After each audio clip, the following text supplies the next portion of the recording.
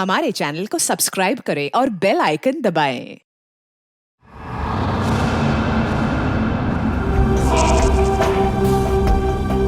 क्या हुआ? मौत को इतना नजदीक देखने से पांव कांपने लगे। एसीपी आज तक अपनी मौत को अपनी हथेली पर लेकर ही चला है, समझे? मौत से कभी डरा नहीं है वो। इतनी बड़ी बड़ी बातें हैं, अब बातों का वक्त नहीं है, अब एक्शन का वक्त है। कूदो एसीपी, छलांग लगाओ। 1 मिनट, लेकिन तुम पर कैसे विश्वास कर सकता हूँ कि मेरे कूदने के बाद तुम इन तीनों को छोड़ दोगे? तुम्हारे पास और कोई चारा भी नहीं। कूदो एसीपी।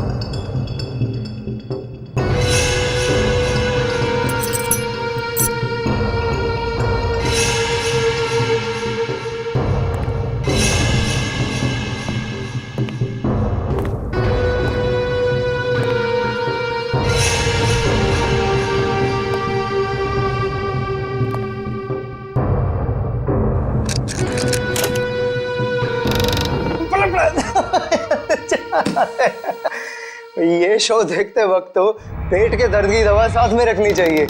हंसते हंसते पेट दर्द हो गया।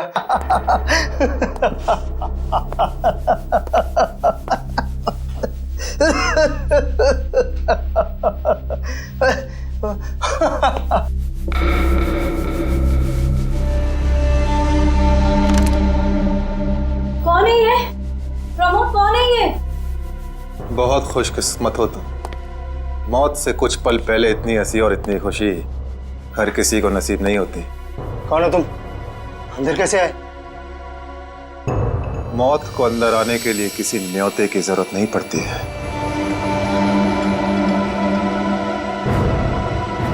ये क्या कर रहे हो? मैंने क्या बिगाड़ा तुम्हारा? तो रुक जरा, पुलिस को। Happy birthday Tarika. Thank you Shreya. Thank you.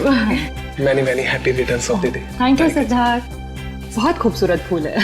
Shreya की चॉइस है। हाँ वो तो है, श्रेया की चॉइस तो कभी गलत हो ही नहीं सकती। हाय सिद्धार्थ। हेलो। हाय श्रेया। हाय पूर्वी। काफी देर कर दी आने में। थोड़ा ट्रैफिक मिल गया रास्ते में। अरे फ्रेडी सर, ये गपागप खा रहे हो? आप तो बोल रहे थे डाइटिंग कर रहे हो। डाइटिंग ही तो कर रहा हूँ। इसके पहले तो मैं 5-5 प्लेटें एक साथ खा जाता था। क्या बात कर रहे हो? हमारे प्लान पे तो पानी फिर गया अभिजीत। अरे ऐसे कैसे? कुछ ना कुछ तो करूंगा मैं। कैसे? हृदय, उस कमरे में तुम्हारा कोई वेट कर रहा है। मेरा वेट कर रहा है? हाँ। कौन? तुम जाओ तो सही। अरे जाओ।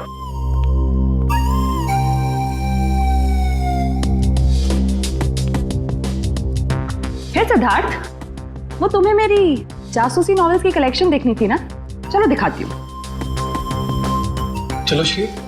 अरे कभी तो श्रेया को अकेले छोड़ो। ऐसी कोई बात नहीं है ना? चलो। इट्स ओके सिद्धार्थ, जाओ तो। चलो।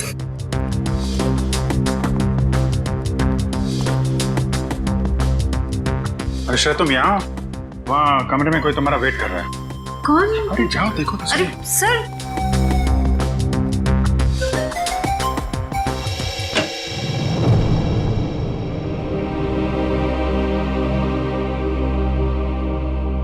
श्रेया, अच्छा किया तुम सिद्धार्थ को अपने साथ यहाँ ले आई। I am very sorry. उस दिन मैंने आपके साथ बहुत बुरा बिहेव किया था।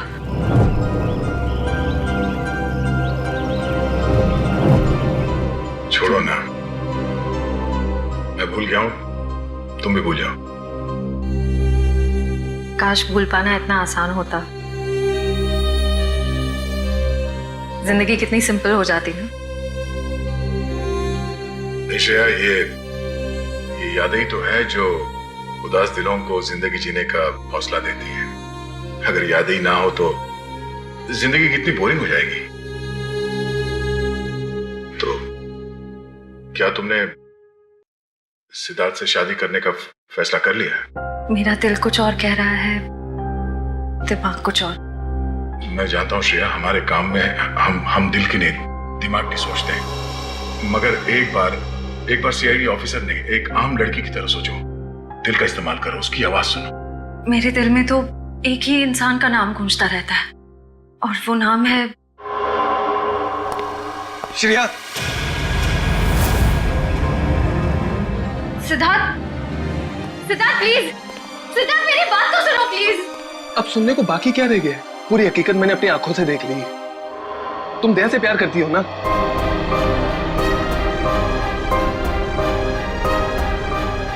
सिद्धार्थ, मैं इस बारे में तुमसे बात करने वाली थी।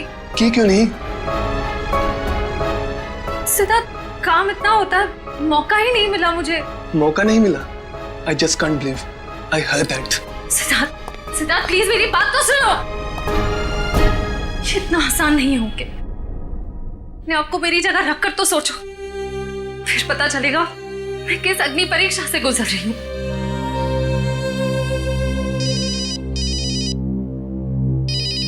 हेलो,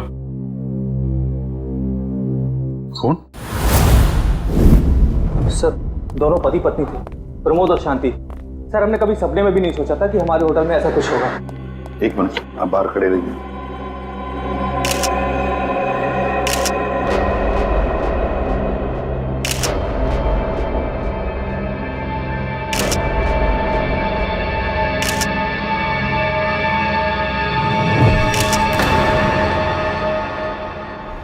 माय गॉड, दोनों की लाशें ऐसी इस अवस्था में। सर, इतने सारे केस सॉल्व किए, लेकिन इस तरह का केस कभी नहीं देखा। सर, लगता है ये दोनों खूनी से विनती कर रहे थे कि वो इन्हें छोड़ दे, मगर खूनी ने जरा भी दया नहीं दिखाई। नहीं फ्रेडी, लगता है खूनी ने पहले इन दोनों को मारा और फिर यहाँ लाकर बिठा दिया, हाथ पैर बांध दिए। जिस तरह से इन दोनों को बिठाया कुर्सी में, लगता है खूनी हमसे कुछ कहना चाहता है। ये देखो, कम से कम 6-7 वार तो किए इस बेचारी पर। ऐसे इतनी बेरहमी से मारा है जैसे ये खूनी कोई सिर फिरा हो या फिर बदले की आग में ये सब किया है उसने। My God. सर, इस प्रमोद की पीठ पे भी वार किया गया है।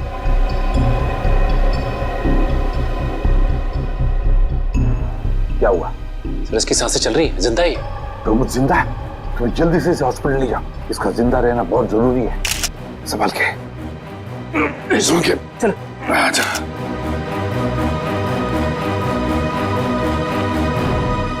एक बात बताओ, ये खूनी अंदर आया कैसे? किसी ने देखा कैसे? नहीं सर, ये सब रात में हुआ सर, और रात के वक्त इसकी ड्यूटी रहती है सर, इससे पूछिए आप।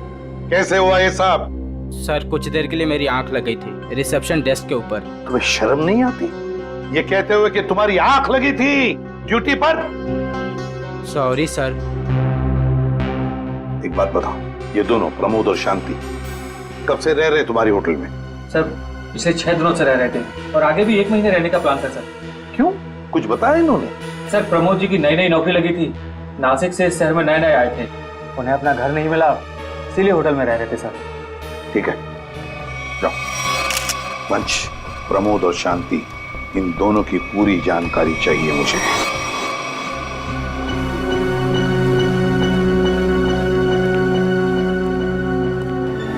हाँ सचिन, ये प्रमोद कैसा है? सर, डॉक्टर ने ऑपरेशन शुरू कर दिया है, थोड़ी देर में पता चल जाएगा सर। लगता है सचिन, ये खूनी शांति को ही मारने आया था, प्रमोद को नहीं।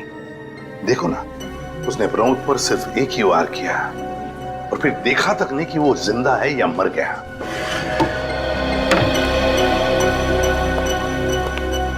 डॉक्टर साहब, कैसा है प्रमोद? हमने प्रमोद को बचा तो लिया है, मगर मगर क्या? वो कोमा में चले गए हैं। कोमा में? लेकिन डॉक्टर साहब, प्रमोद को होश तो आ जाएगा ना? हम तो अपनी तरफ से पूरी कोशिश करेंगे, मगर कुछ कहा नहीं जा सकता। Thank you. कुछ भी हो, प्रमोद होश में आना ही चाहिए। खूनी को सिर्फ प्रमोद ने ही देखा है। डॉक्टर साहब, शांति की लाश से कुछ पता चला? दया, मौत की वजह तो तुम लोगों को क्राइम स्पॉट पे ही पता चल गई होगी। पेट पर चाकू के इतने सारे घाव हैं, उसी की वजह से मौत हो गई बेचारे की। हाँ, वो तो हमें पता चल गया था। उसके अलावा कुछ और? हाँ, एक खास बात। 2 महीने पहले इसका किडनी का ऑपरेशन हुआ था। ये देखो, इसमें फोटो है। किडनी का ऑपरेशन? वंश, पता करो शहर के किस हॉस्पिटल में शांति के किडनी का ऑपरेशन हुआ था। और सर, वो क्राइम सीन पे जो खून मिला था वो शांति और प्रमोद का ही है। खूनी ने खून करने से पहले एक एक कदम फूंक फूंक कर रखा है। हाँ, काफी प्लानिंग की है खूनी ने इस जुर्म को अंजाम देने के लिए। उसे पता था कि ये प्रमोद ऑफिस से कितने बजे वापस आता है, और वो होटल के कमरे में पहुंच गया जब दोनों मौजूद थे। पर सर, अगर उसका मकसद शांति को ही मारना था, तो वो तो प्रमोद के आने से पहले ही जुर्म को अंजाम देकर वहां से फरार हो सकता था। हाँ, ये बात तो है। मुझे लगता है खूनी ने प्रमोद के ऊपर सिर्फ एक ही बार वार किया, और वो इसलिए क्योंकि वो चाहता था कि वो कोमा में पहुंच जाए और जिंदा लाश बन जाए। सर, लगता है ये खूनी कोई एक्सपर्ट है जो अच्छी तरह से जानता था कि वार कहाँ पे करना है। सर, वो एक्सपर्ट नहीं, मुझे तो सरफिरा लगता है। वरना मारने के बाद इन्हें प्रार्थना की पोजीशन में क्यों बैठा था? कोई तो गहरा कारण है सबके पीछे जो इस खूनी के अतीत से जुड़ा हुआ है। क्या प्रमोद की बीवी का खून हो गया और प्रमोद कोमा में है? जी हाँ। खैर, अब ये बताइए कि पिछले कुछ दिनों से प्रमोद का स्वभाव कैसा था? क्या वो डरा डरा रहता था या कुछ और अजीब बात? नहीं, ऐसा तो कुछ नहीं था। पर हाँ सर, मैंने उनको काम में बहुत सारी गलतियां करते देखा। साफ साफ बताइए, प्रमोद किस तरह की गलतियां कर रहा था? बेसिक अकाउंटिंग की गलतियां। मुझे तो हैरानी हो रही थी कि इतने काबिल और इतने क्वालिफाइड इंसान ऐसे बच्चों वाली गलतियां कैसे कर सकता है कोई। वो तो अच्छा हुआ कि मैंने उनकी गलती देख ली, वरना पूरी अकाउंट शीट खराब हो जाती। सर, मुझे तो लगता है उन्हें काम आता ही नहीं था। ऐसा कैसे हो सकता है? वो जिस कंपनी से आए थे वो तो बहुत बड़ी कंपनी थी, और कोई भी बड़ी कंपनी किसी ऐसे आदमी को अपने यहाँ नौकरी पर क्यों रखेगी जिसे उसका काम ही नहीं आता हो? अब तो इस प्रमोद की सारी कुंडली निकालनी पड़ेगी। तो पति पत्नी प्रमोद और शांति एक नंबर के धोखेबाज थे। इनके सारे सर्टिफिकेट्स और डॉक्यूमेंट्स नकली हैं। स्कूल और कॉलेज हर जगह के। ऐसी क्या वजह हो सकती है जिस वजह से 420 करके ये उस फाइनेंस कंपनी में काम कर रहा था? ये इस प्रमोद को वहाँ काम करके क्या फायदा हो सकता है? इस सवाल का जवाब तो उसी वजह से जुड़ा है निखिल, जिसकी वजह से इस प्रमोद की हत्या की गई। पर वजह जो भी हो, उस वजह का पता तो सीआईडी निकाल ही लेगी। लेकिन सर, हो सकता है इन दोनों का नाम भी नकली हो सकता है। ऐसा भी हो सकता है कि ये दोनों असली प्रमोद और शांति हो ही ना, बल्कि कोई बहरूपिये हों जिन्होंने उन दोनों की जगह ले ली हो सकता है। एक सेकंड। हेलो, हाँ बोल रहा हूँ। हाँ, कौन सा hospital? Okay, thank you so much. क्या हुआ निखिल? हमारा अंदाजा सही निकला। 2 महीने पहले पुणे की मोती हॉस्पिटल में इस प्रमोद की पत्नी का एक ऑपरेशन हुआ था। वहाँ प्रमोद की पत्नी का नाम शांति नहीं बल्कि विनीता लिखा हुआ है। विनीता? मोती हॉस्पिटल, पुणे।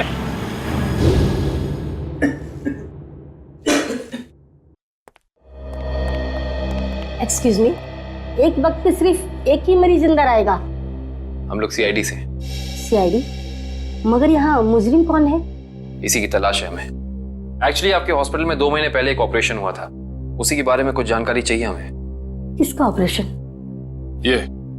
ये दोनों आपके हॉस्पिटल में आए थे? ये तो मिसेस विनीता कुमार हैं। हाँ, मिसेस विनीता कुमार। और ये इनके पति, इनकी मौत हो गई? जी हाँ, विनीता कुमार का खून हो चुका है और उनके पति प्रमोद अब कोमा में है। डॉक्टर, ये बताइए कि मिसेस विनीता कुमार ने किडनी का ऑपरेशन कराया था ना? जी हाँ। हम उसके मेडिकल रिपोर्ट्स देख सकते हैं? यहाँ पे तो पति का नाम त्रिलोक कुमार लिखा है। मतलब त्रिलोक बन गया प्रमोद और विनीता बन गई शांति। इस पेपर में उनके घर का एड्रेस लिखा हुआ है। चल के पता करें, शायद कुछ पता चल जाए। नहीं निखिल, कोई फायदा नहीं होगा। इनकी पहचानों की तरह इनका एड्रेस भी नकली होगा, देखना। हाँ, हमने इन्हें ऑपरेशन के कुछ रिपोर्ट्स कोरियर की थी, मगर वो कोरियर वापस आ गए थे। डॉक्टर ये बताइए कि इन्होंने ऑपरेशन का पेमेंट कैश में की थी या चेक से या किसी कार्ड से? इंश्योरेंस के जरिए। इंश्योरेंस? उस इंश्योरेंस कंपनी के कोई कागजात, कोई डॉक्यूमेंट्स हैं आपके पास? हाँ, इसी फाइल में होंगे। गुड।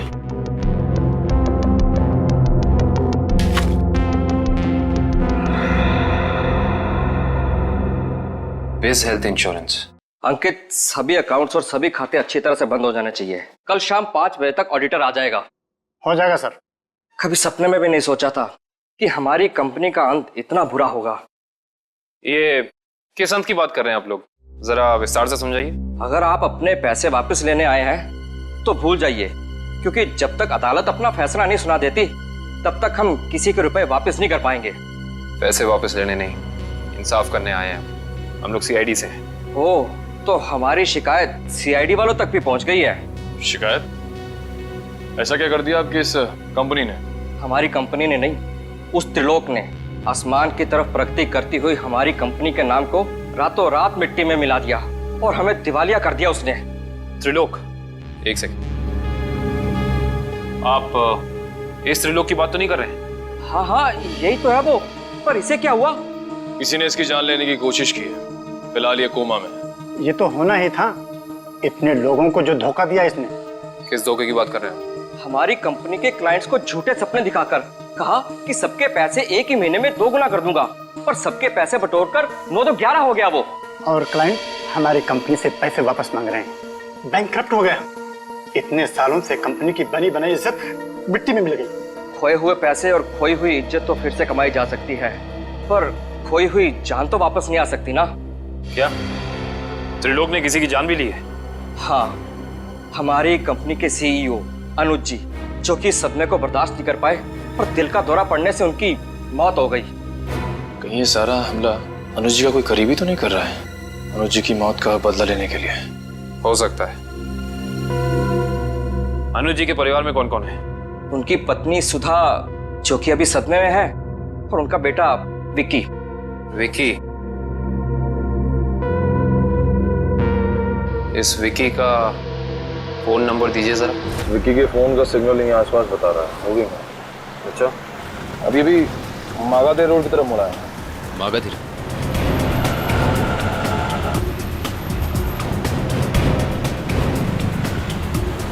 देखो सिग्नल में कुछ पता चला? एक मिनट। क्या हुआ? इस विक्की के फोन का सिग्नल यहीं आसपास बता रहा है। कहीं विक्की इस बाइक को तो नहीं? हाँ सर, हो सकता है ये विक्की है। चेक करते हैं।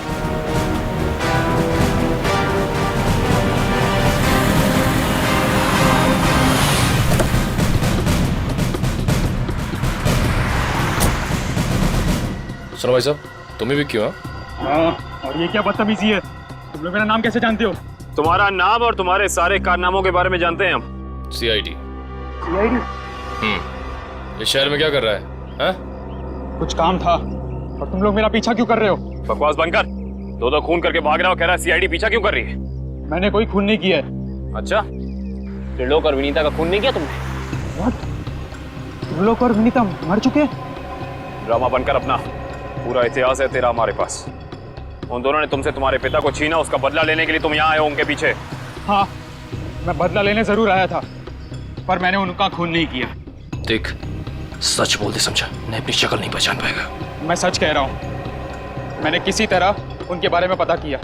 मैं उनके होटल भी गया था, मगर जैसे मैं उनके कमरे की तरफ जा रहा था, मैंने उनके कमरे में एक आदमी को जाते हुए देखा। कौन सा आदमी था वो? उसके चेहरे को ठीक से देख नहीं पाया मैं। तुम्हें जो भी याद है, जितना भी याद है, साफ साफ बताओ। कद लगभग 6 फीट, ओवरकोट पहना हुआ था उसने, और उसके बाल लंबे थे यहाँ तक। और उसने एलिगेटर शूज पहने हुए थे। Alligator shoes? हेलो, एक और खून?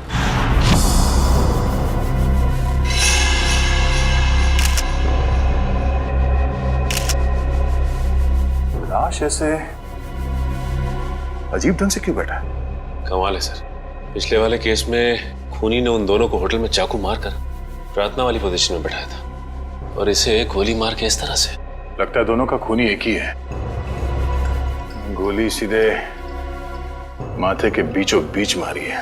अगर ये सीरियल किलर होता तो इसे भी चाकू से मारता सर, क्योंकि विनीता को उसने चाकू से मारा था, इसे तो गोली मारी है। हाँ, मगर लाशों को ऐसे एक ही ढंग से बिठाना क्या दो अलग अलग खूनी करेंगे? मुझे लगता है दोनों का खूनी एक ही है। और जिस वक्त इस तिग्मांशु का खून हुआ, लगता है खाना खाने ही वाला था। सर, यहाँ पे दूसरी प्लेट भी पड़ी है। कहीं ऐसा तो नहीं कि ये तिग्मांशु की बीवी के लिए थी? मैम सब तो 1 हफ्ते के लिए गाँव गई हुई है, 1 हफ्ते के बाद लौटेगी। तो क्या घर में कोई और आदमी था जिसके लिए तिग्मांशु ने एक और प्लेट में खाना डाला? नहीं साहब। अच्छा, जब तुम घर वापस आए उस वक्त ये दरवाजा खुला था या बंद था? नहीं साहब, बंद था। तो फिर तुम घर के अंदर कैसे आए? साहब ने एक चाबी मेरे पास भी दे रखी है। तो जो कोई भी था, ऐसा लगता है कि तिग्मांशु उस आदमी को जानता था। एक काम करो सचिन, पंकज, घर की अच्छी तरह से तलाशी लो, देखो कुछ मिलता है क्या।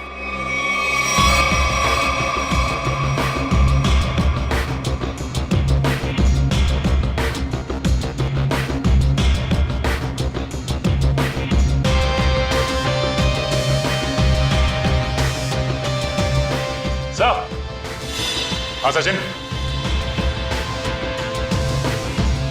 हाँ सचिन, ये देखिए सर, यहाँ से शीशा निकाला गया है, चिटकनी खोली गई है और यहाँ से बाहर जाने का रास्ता भी है। मतलब कोई अंदर यहाँ इस खिड़की से आया था? बस, लेकिन इस घर में तो सेफ्टी अलार्म भी है सर। अगर यहाँ से कोई अंदर आया है तो सेफ्टी अलार्म बजना चाहिए था और सिक्योरिटी गार्ड को भी अंदर आना चाहिए था। अब इसका जवाब तो सिक्योरिटी गार्ड ही देगा।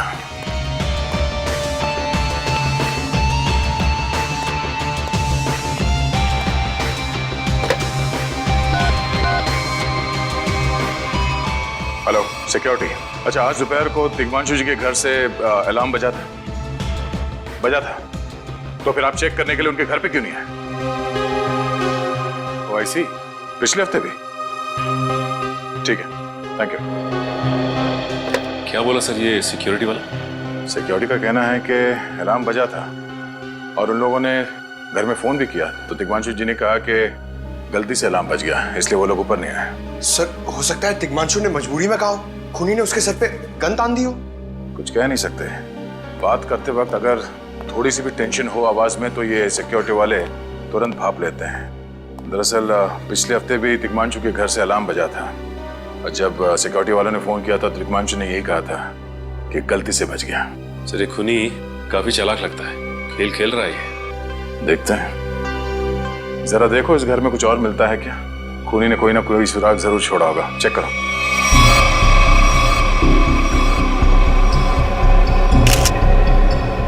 सर एक मिनट सर।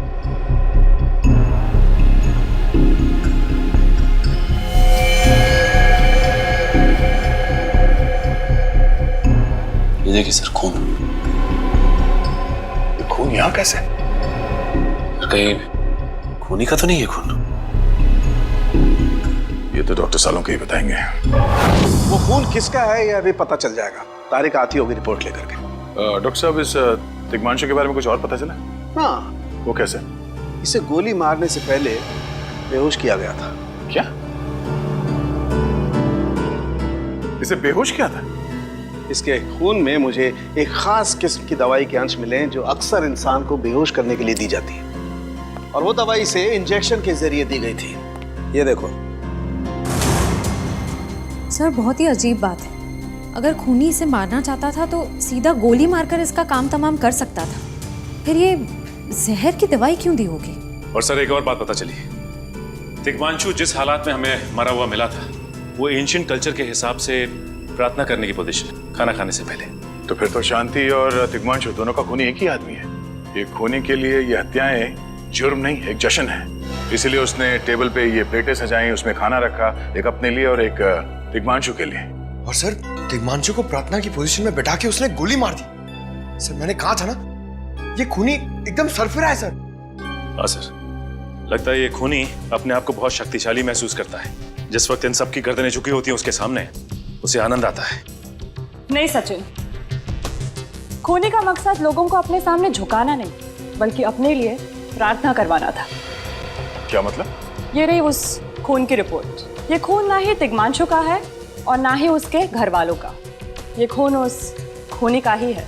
खूनी का? मगर वहां तो हाथापाई के कोई निशान नहीं मिले और उस जगह को देख के ऐसा लगा भी नहीं कि तिग्मांशु ने सेल्फ डिफेंस में खूनी के ऊपर हमला किया होगा। वो इसलिए दया क्योंकि ये खून खूनी ने अपने मुंह से थूका था। हमें इसके खून में से इसके सलाइवा के कुछ अंश भी मिले। उसकी तबीयत खराब है क्या? हाँ, वो बीमार है। उसके खून में एथिमोलाइसिन नाम की दवाई का अंश मिले और उसका कीमोथेरेपी हुआ था। इसका मतलब उसे कैंसर है, ब्रेन का कैंसर, लास्ट स्टेज का ब्रेन कैंसर। इसीलिए वो लोगों से अपने लिए प्रार्थना करवा रहा है ताकि उसकी ये बीमारी ठीक हो जाए। हमारे क्रिमिनल डेटाबेस में चेक करो, पता करो ये कोई पुराना पापी तो नहीं है। नहीं सर, उस खूनी का हमारे क्रिमिनल डेटाबेस में कोई रिकॉर्ड नहीं है। कोई इतिहास नहीं है? नहीं सर। सर, तिग्मांशु की पूरी कुंडली निकाल के लाओ सर। प्रमोद की तरह इसकी पहचान भी नकली है। What? हाँ सर, ये देखिए, उसका असली नाम राकेश है और जिस तरह प्रमोद को चासू बीसी की आदत थी, ठीक उसी तरह राकेश भी भूली भाली लड़कियों को फंसाता था शादी के झांसे में। कई लड़कियों ने आत्महत्या की है इस तिग्मांशु और राकेश के चक्कर में। हाँ सर, शादी के बाद उनके पैसे लेके ये गायब हो जाता। सर, इसका मतलब खूनी ने 2 ऐसे लोगों को मारा जो पहले से मुजरिम थे। शायद उसने सोचा होगा कि मरने से पहले कुछ अच्छे कर्म कर लूं। नहीं श्रेया, जरूर कोई रिश्ता रहा होगा उसका इन दोनों अपराधियों के साथ। पता करो इन दोनों अपराधियों का केस किस पुलिस स्टेशन में फाइल किया गया था?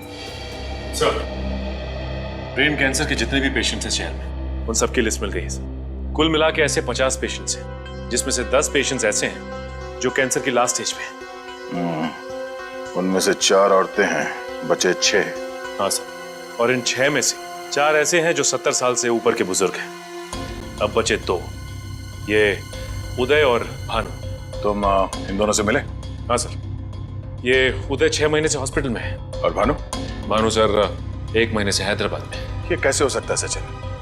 अगर वो मुजरिम इसी शहर में है तो कहीं ना उसका इलाज चल रहा होगा ना कहीं से वो दवाई खरीदता होगा।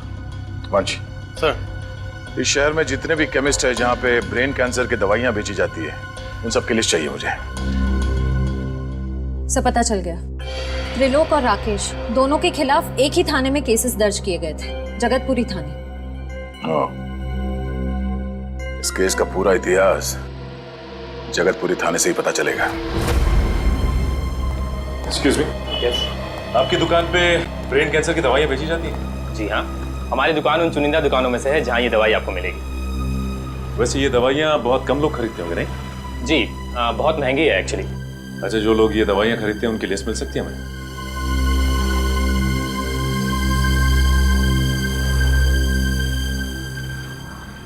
ये रही वो लिस्ट।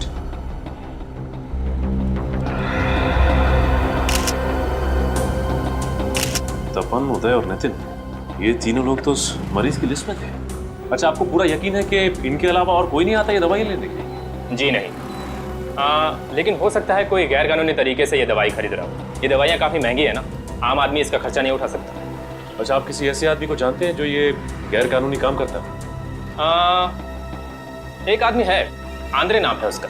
प्यार से लोग उसे एंडी कहते हैं। ये जो ज्वाला रोड पे पब्लिक पार्क है ना, अक्सर वही मिलता है। कांस्टेबल सुनील?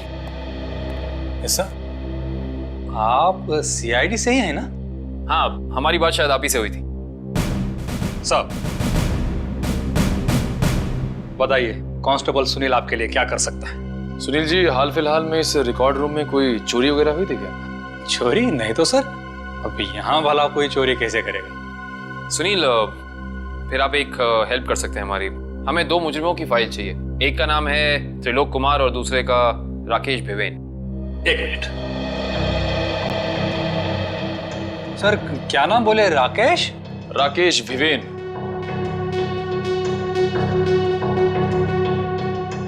कमाल है, इसकी फाइल तो है नहीं आगे। अच्छा, वो दूसरा नाम क्या बोले? त्रिलोक कुमार। इसकी भी नहीं है? दोनों की फाइल्स नहीं। हाँ सर, लेकिन यहाँ पर चोरी की तो कोई घटना नहीं घटी। पता नहीं फाइलें गायब कैसे हो गई। सुनील, यहाँ याद करने की कोशिश करो, हाल ही में कोई दुर्घटना घटी थी क्या? पिछले महीने ऑफिस एरिया में आग लग गई थी, तो अच्छा हुआ फायर ब्रिगेड वाले जल्दी आ गए और हमारे रिकॉर्ड्स नष्ट नहीं हुए। जरूर ये आग भी जानबूझकर लगाई गई थी। आग लगने की वजह क्या थी? वो बताया गया कि मेन स्विच बोर्ड के अंदर शॉर्ट सर्किट हुआ था। कोई इलेक्ट्रिशियन भी आया था काम करने के लिए। जरूर वहीं छेड़छाड़ की गई है। उस इलेक्ट्रिशियन का कोई आता, कोई पता, कोई कांटेक्ट है? दूसरे कांस्टेबल के पास था, लेकिन वो तो रिटायर होकर गांव चले गए। हाँ, कोई बात नहीं। सुनिए, एक काम करिए, आप चेक करके बताइए कि और किन किन मुजरिमों की फाइल्स यहाँ से गायब हुई हैं। पता तो चले आखिर अगला शिकार है कौन इस अनोखे खूनी का। ये ले पैसे। अरे ये दवाइयाँ तो असली है ना। अरे अंकल जी, ये जो शक की बीमारी है ना, कैंसर से भी ज्यादा खतरनाक है। अगर आपको यकीन नहीं है कि ये दवाई असली है या नहीं, तो खुद जाकर दुकान से क्यों नहीं खरीद लेते? अरे तुम तो बुरा मान गए, मैं तो बस ऐसे ही पूछ रहा था, मेरा मतलब वो नहीं। जानते हो, इस तरह से दवाइयाँ बेचना और खरीदना दोनों गैर कानूनी है। बाकी तुम्हारा कोई फायदा नहीं है। मैंने सुना था कि सीआईडी बड़े बड़े केस हैंडल करता है। मैं तो छोटा मोटा चोर हूँ, जाने दो ना साहब। हाँ मिस्टर छोटे चोर, ये बताओ कि तुम्हारे पास से ये दवाइयाँ खरीदने के लिए कोई ऐसा आदमी आता था जो 6 फीट लंबा था और लंबे लंबे बाल थे उसके, और वो एलिगेटर वाले शूज पहनता था? हाँ, वही जो आगे से नुकीला होता है। हाँ, आया था चिराग। आप लोग चिराग को ढूंढ रहे हो? हाँ। कहाँ मिलेगा ये चिराग? चिराग? लगता है चिराग घर पर नहीं है। कमरे अच्छी तरह से चेक करो, देखो कुछ मिलता है क्या। पंकज, कंप्यूटर चेक करो।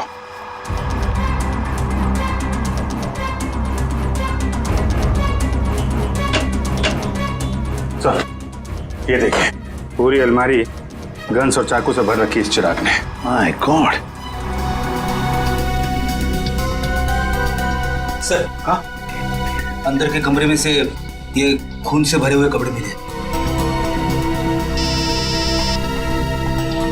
पुलिस रिकॉर्ड रूम से फोन है। देखो। हेलो जी, कहिए। कौन? संदीप, स्वाधीन और हेमंत। ओके, ठीक है। कौन है ना? सर, त्रिलोक और तिग्मांशु की तरह इन तीनों की फाइल भी चोरी हुई है पुलिस रिकॉर्ड रूम से। मतलब अभिजीत, अब ये चिराग इन तीनों में से किसी एक को मारने वाला है। सर एक सेकंड, ये देखिए सर, इस कंप्यूटर की फाइल में इन तीनों की फाइल है। सर, ये तीनों भाई हैं और बदमाश भी हैं, और इन्होंने 3 खून किए हुए हैं सर। यहाँ पे 2 एड्रेस है, एक चीकूवाड़ी और एक चारको। चारको पर चीकूवाड़ी। एक काम करते हैं अभिजीत, हम दोनों चीकूवाड़ी चलते हैं और तुम लोग तीनों भी चारको चले जाओ। Yes sir. हाँ सर। चलो अभिजीत।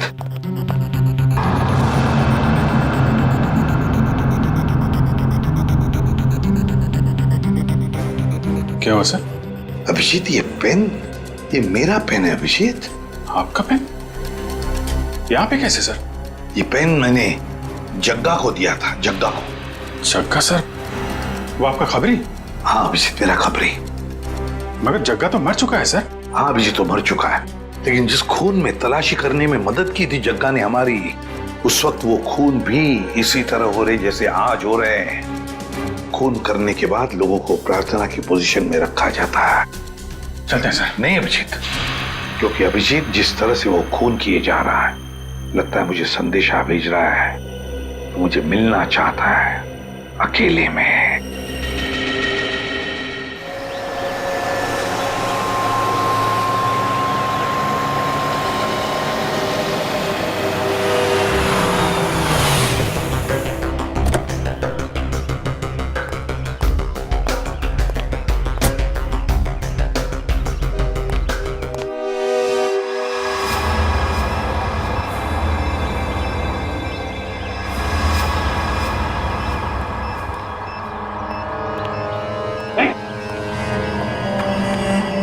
प्लीज हमें बचा लीजिए, किसी तरह हमें मार डालेगा।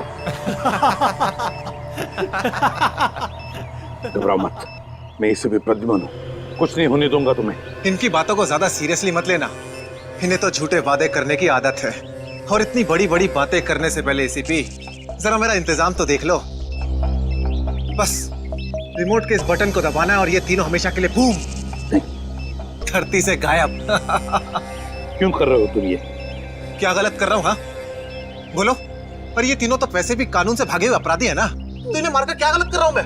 इन्हें सजा देने का हक तुम्हारा नहीं, सिर्फ कानून का हक ही है। बस यही तो प्रॉब्लम है, जब तक तुम कानून में हो कुछ नहीं हो सकता।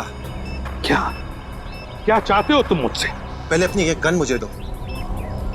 एसीपी, मुझे अपनी गन दो, वरना मैं ये रिमोट दबा दूंगा। एसीपी, मैं 3 तक गिनूंगा। 1 2 3। नहीं,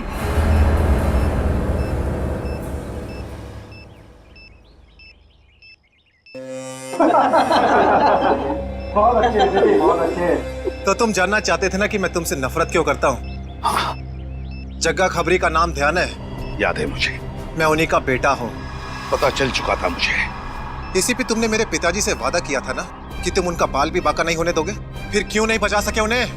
बोलो। देखो चिराग, तुम्हारे पिताजी की मौत का बोझ आज भी मेरे दिल पर है। बंद करो ये तुम्हारा नाटक। उस वक्त कहाँ थे तुम, जब मेरे पिताजी की मौत के बाद मैं और मेरी माँ दर दर की ठोकरें खा रही थी? खाने के पैसे तक नहीं थे हमारे पास। तो तुम मेरे पास चले आते, मैं कुछ मदद कर सकता था तुम्हारी। क्या कर लेते तुम? हाँ, सिवाय झूठे वादों के। तुम्हें पता है एसीपी, मुझे कैंसर है, आखिरी स्टेज। और ये इसीलिए क्योंकि मेरी माँ के पास पैसे नहीं थे मेरे इलाज के लिए। मैं तुम्हारा दुख समझ सकता हूँ चिराग, तुम्हारी तकलीफ समझ सकता हूँ, मगर इन तीनों ने क्या बिगाड़ा है तुम्हारा? तुम इन तीनों की जान बचाना चाहते हो? हाँ। तो तुम्हें अपनी बलि देनी होगी। क्या मतलब? मतलब तुम्हें इस बिल्डिंग से छलांग लगानी होगी, ताकि फिर कोई जग्गा खबरी सीआईडी का शिकार ना बने।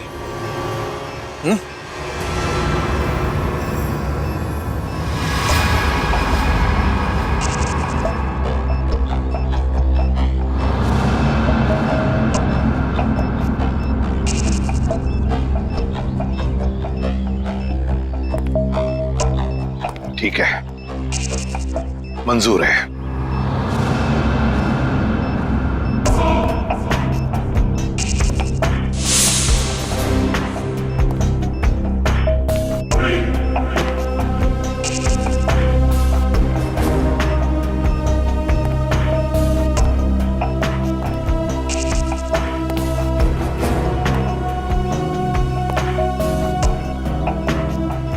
चढ़ो एसीपी, चढ़ो।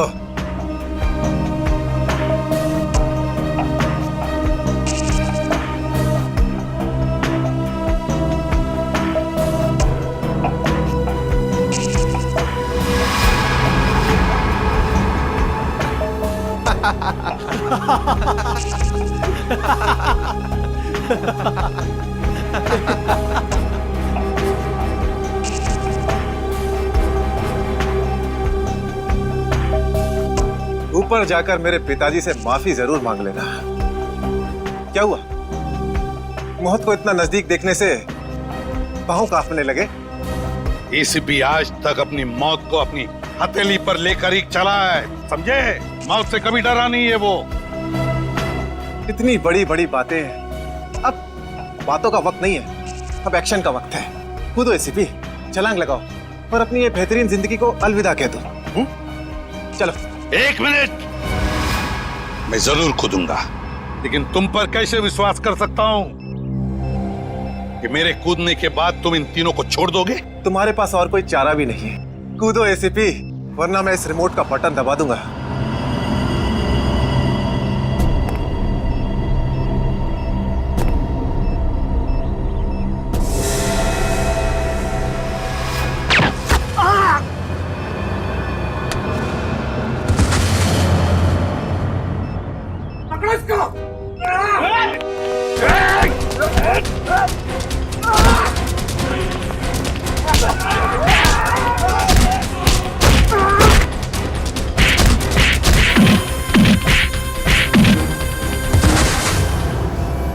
बस मिस्टर चिराग, बहुत चला लिया न्याय की अदालत। सीआईडी का काम सीआईडी को सौंप दो। फ्रेडी, पंकज, उन तीनों के शरीर से बॉम्ब हटा दो संभाल के। और तुम मेरे दोस्त, मेरा कबरी जग्गा के बेटे लगते ही नहीं। उस बेचारे ने तो अपनी जान कुर्बान की हमारी मदद करने में, कानून की मदद करने में। मगर तुम, लानत है तुम पर, जैसे घटिया काम करने निकले थे। दो खून किए तुमने। तुम्हें तो शायद फांसी ही होगी, फांसी।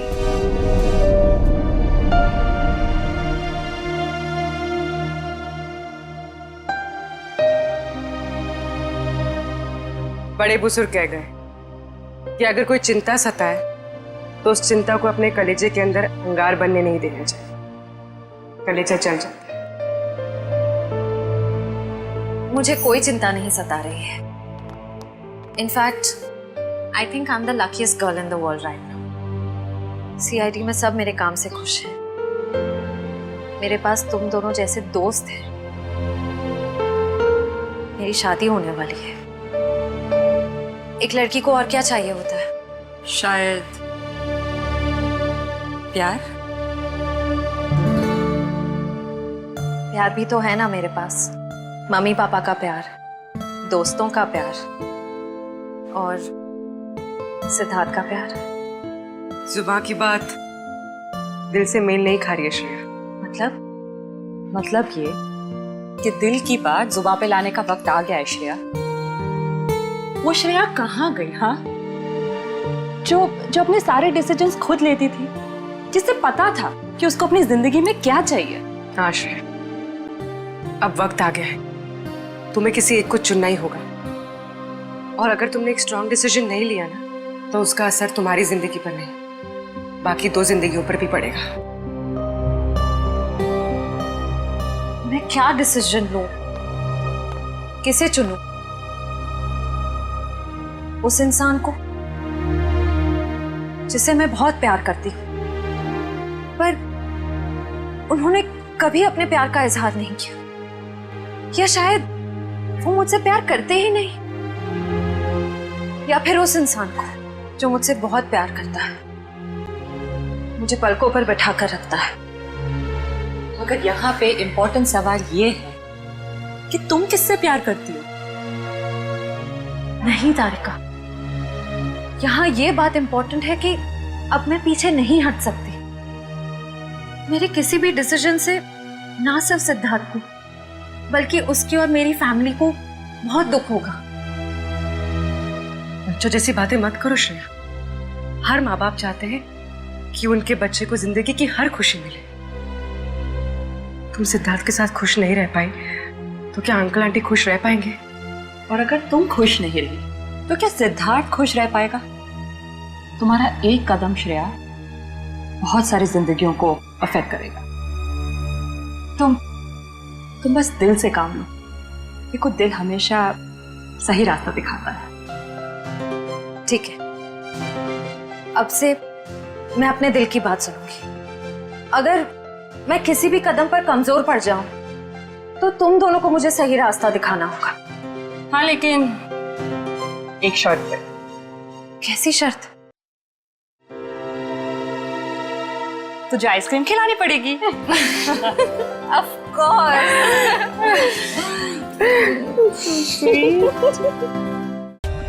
For more updates, subscribe to our channel, click the show links and enjoy watching the videos.